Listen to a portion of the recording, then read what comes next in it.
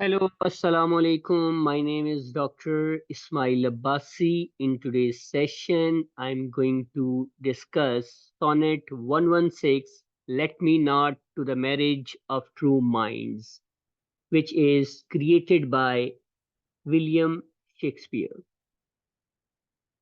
Let me not to the marriage of true minds admit impediments. Love is not love, which alters when it alteration finds, or bends with the remover to remove. Oh no, it is a never fixed mark that looks on tempest and is never shaken. It is the star to every wandering bark, whose worth unknown, although his height be taken. Love's not time's fool, thou rosy lips and cheeks, within the bending sickle's compass come. Love alters not with brief hours and weeks, but bears it out even to the edge of doom. If this not, if this be error and upon me proved, I never write nor men ever love. So it is a 14 line poem which is known as sonnet. It has a particular structure. It was created and was famous in Elizabethan time period. It contains 14 lines. The poem is separated into three quatrains.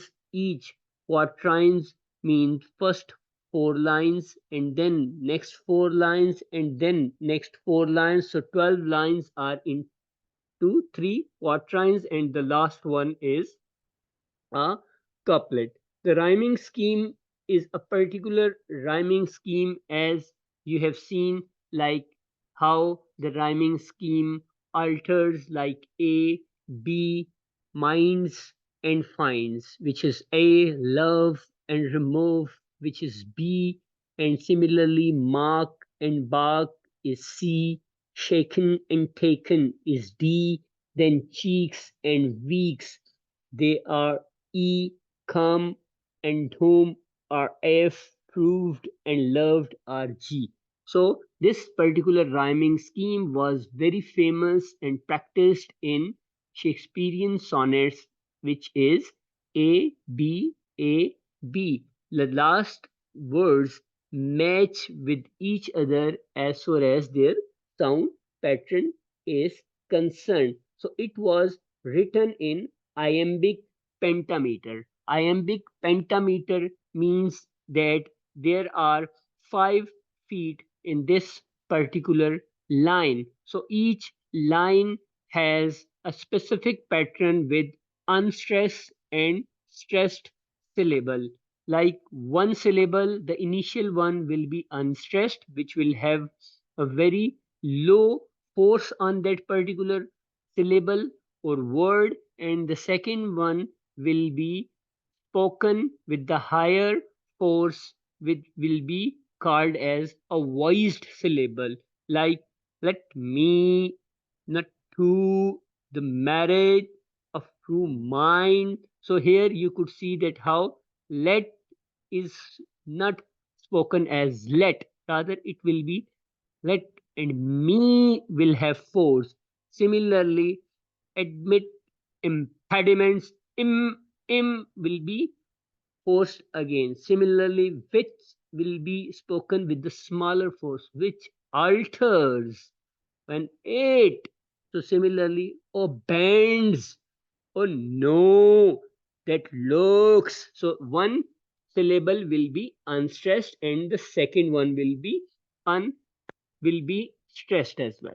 So here in this particular poem, we have seen that how the writer follows a particular structure with a specific ideology, and that ideology he starts don't allow me that to the marriage or union or unity if it is not in a particular pattern, or if it doesn't follow the kind of emotional connection Love is something far beyond physical relationship. It is a kind of connection. The speaker says, don't want to accept that anything can come between two people who truly love each other.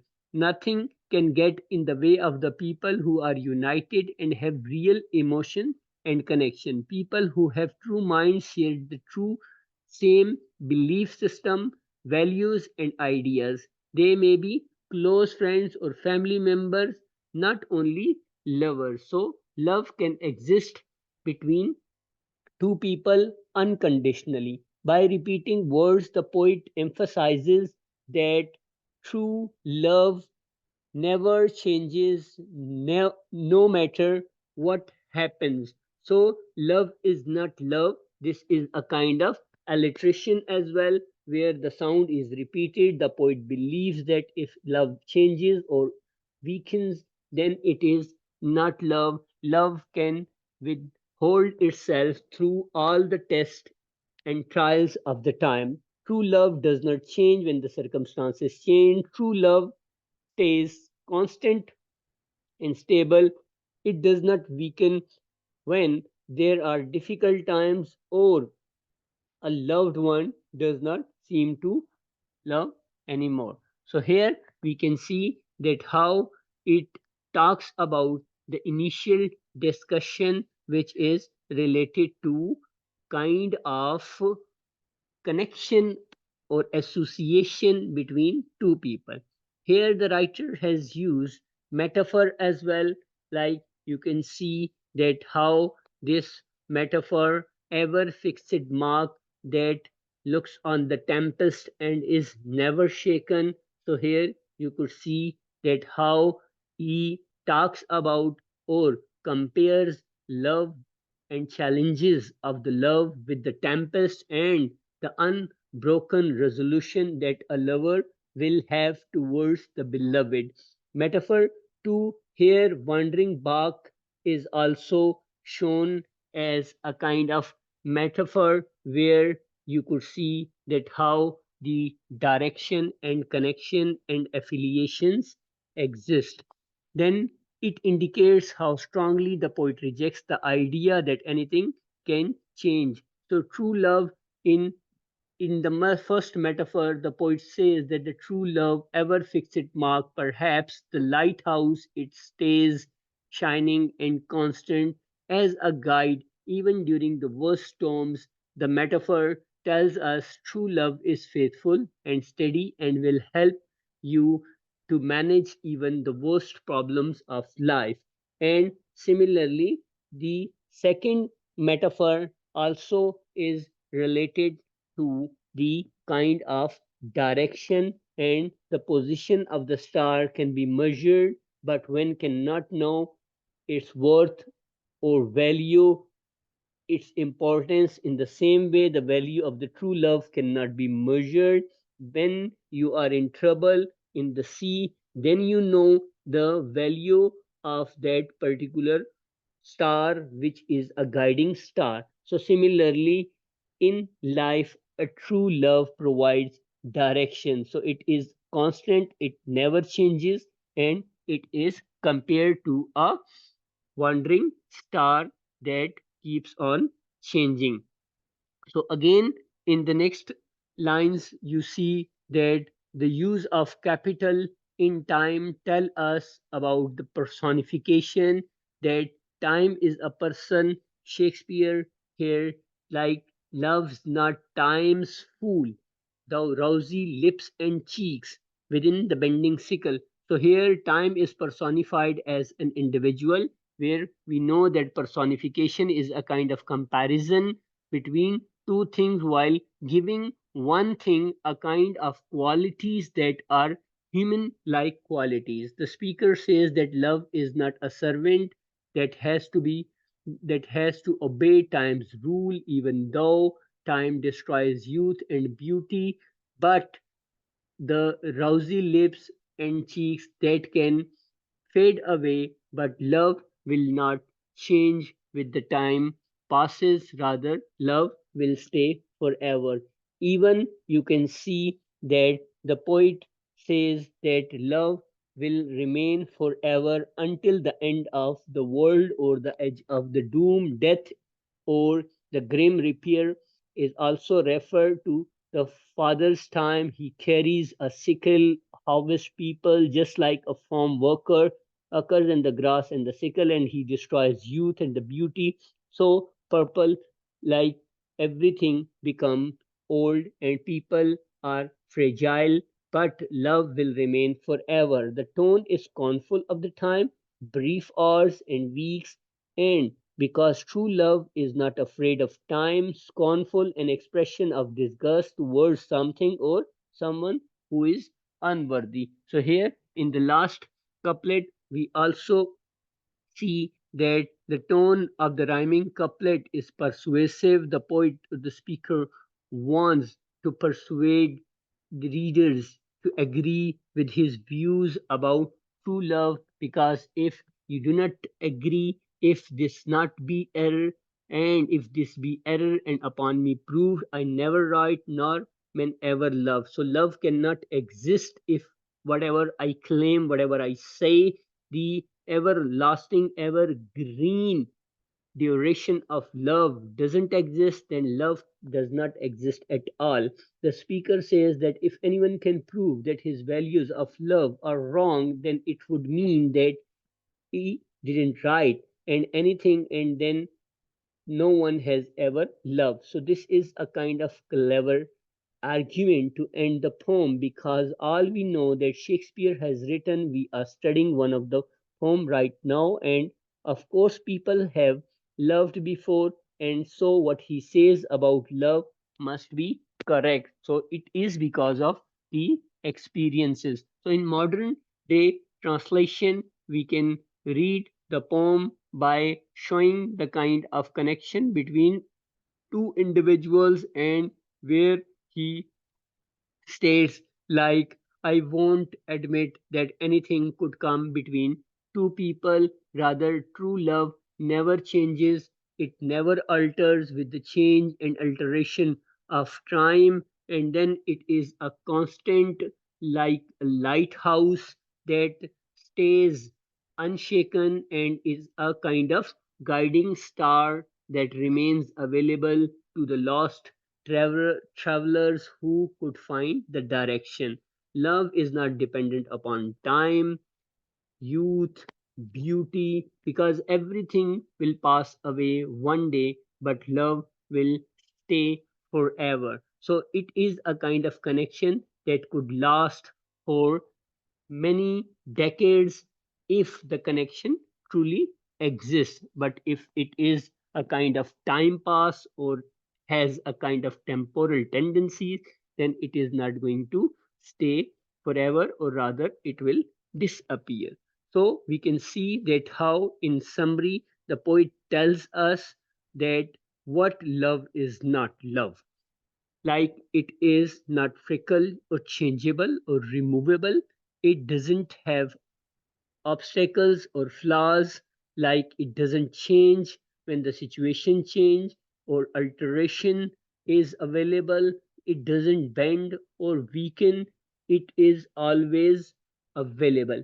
And then the poet suggests that love is like a kind of metaphor related to the shape and sailing, where love is stable and permanent. It provides guidance and direction and is never there to give any kind of trouble. In third quatrain, we see that the poet tells us that such love is timeless and it can't be measured with the changing situation. In the last, we can see the argument where we see that love must be true, as John Keats in one of the poems says, beauty is truth, truth, beauty, that is all you need to know. So, true love and nature of relationship is the theme of this particular poem.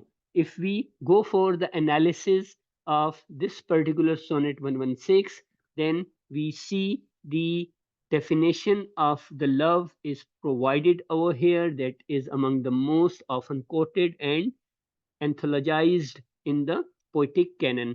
This sonnet presents the extreme ideal of the romantic love and is never changed, it never fades, it never outlasts, or it outlasts death and admits no flaw at all. Then the basic division of this particular poem is into two particular direction. The first quatrain says that what is love? Love is not changeable. The second says that it is fixed or it is stable. The third one says that it is more specifically what it is not, like time's fool or subject to change. And the couplet announces the speaker's certainty. It is a kind of stamp or confirmation related to the ideology which where he uses rhetorical and emotional power to convince the readers through the use of linguistic and emotional conviction that this is the true definition of love. If we have a look at the language of this particular poem, the language is extraordinary in that it frames its directions of the passion of true love within every restraint, within every intensity and discipline, rhetoric structure, within a masterful control of rhythm and variation of tone, the heavy balance of love's not time's fool to open the third quatrain, the declamatory oh no to begin the second. The speaker makes an almost legalistic argument eternal for the eternal passion and love, and then the result of the passion seems stronger and more urgent. Then here you could see that how the tone of this particular poem is a kind of persuasive and kind of judgmental, which shows judgment related to the authenticity and application of love. If we go for the stylistic analysis, we find iambic pentameter and the traditional AB AB CD CD EF EF GG rhyming scheme where it employs authoritative legalistic language to argue that true love is unalterable and transcends physical decay. The tone is calm and confident, didactic and asserting eternity of love despite fear and change. Then we see the imagery that moves from abstract marriage of true mind to nautical fixed images, star, mark, and finally the cruel imagery of time, sickles, then creating a clear contrast between fleeting physical beauty and lasting intellectual or spiritual love. So, in a way, it is a kind of transformation from an abstract idea to something concrete and everlasting that would exist for generations to come. The structure of the poem, if we talk about the poem, follows Shakespeare's sonnets, form, three quatrains, and final rhyming couplet that functions as an absolute assertion. It is written in an argumentative tone. The speaker uses legalistic, almost definitive tone, beginning with a negation. Loves, let me not admit impediments to define loves what is not love. The volta, the shift where we find in line number 9, oh no, transitioning from the definition of love, stability, and to personification of time's inability to destroy it. Like time cannot destroy it.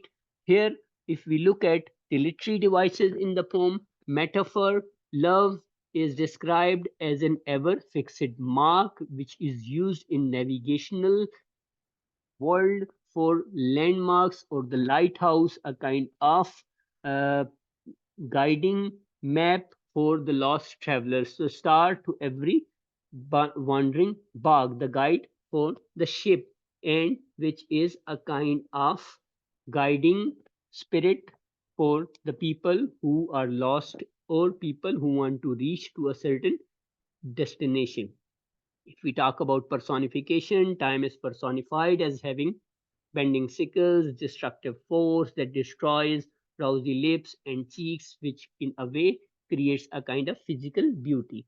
If we talk about alliteration, the writer has used alliteration to create musical and authoritative rhythms such as marriage of minds, wandering bark, and words unknown. So the sound is repeated and the sound is matched. Then we have polypeton, then the repetition of the words derived from the same root, loves not love, when it is emphasizes the absolute nature of the argument. Similarly, we have Kaisora, where a mid-line pause is seen, which shows that, oh no, it is an ever fixed mark that creates declamatory and emphatic situation. So this is an interesting poem where you could see that how it is a kind of poem which is written in Elizabethan. So these are the question answers. You MCQs type. If you are interested, you can have a look at it. That how the poem gives us the kind of clues related to its time period, related to its structure, and related to the ideas and ideology. And then there are further questions which talk about that how thematic understanding could be understood, and where you can have a look at various options, and you can see that these types of questions, which could be short questions or close-ended questions or open-ended questions, might be asked from you when you are going for a kind of assessment test. So if you have any question, any query, you can reach me out and ask me anything. So till our next session, stay happy, stay tuned, and stay blessed. So I will end this session over here. Take care and Allah Hafiz.